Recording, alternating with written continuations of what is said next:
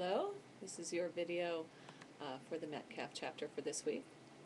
I hope you're all keeping healthy and staying away from that nasty stomach virus that's going around. Okay, so to talk to you a little bit about this chapter. Okay, this chapter, it opens with the events of 1857, known as a revolt, a mutiny, First War of Indian Independence. This 1857 is one of those key turning points, one of the date events in history.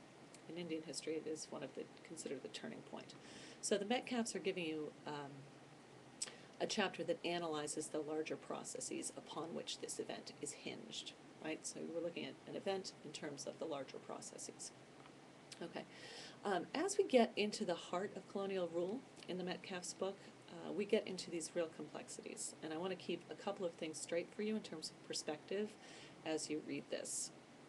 Okay, it should be pretty clear by now that there is a dissonance or a gap between what the British said and what they did. Okay, they used rhetoric to justify their actions morally or ethically, but when they were in India, they were very, very far away from home, and they were able to act quite pragmatically. So often the justification came after the action. All right, so the justifications for certain kinds of ruling decisions, etc., for increasing their own power, tended to come in the form of belittling Indian society, belittling Indian culture, belittling Indian religions.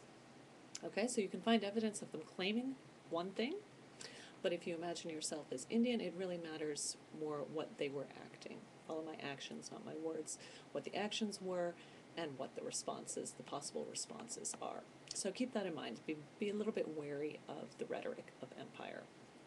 Okay? So that's not necessarily what was going on. Not that it didn't have an impact, but it wasn't in fact what was going on. All right. We are not going to pass judgment on whether empire was good or bad for India. This is not the job of historians, thank God, because there is no answer.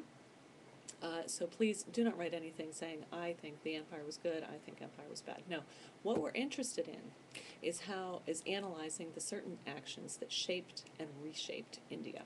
Okay, so we're looking for the impact, not whether it was good or bad. All right, so we have to see that India is not sort of a powerless object onto which British actions land, right? Certain groups benefited, certain groups suffered. Right, and in a larger sense, Indians had to react to the kinds of categories that were being affected. These created a set of parameters in which Indians now had to negotiate. So while some people benefited, some people suffered, there was always room for action. Okay.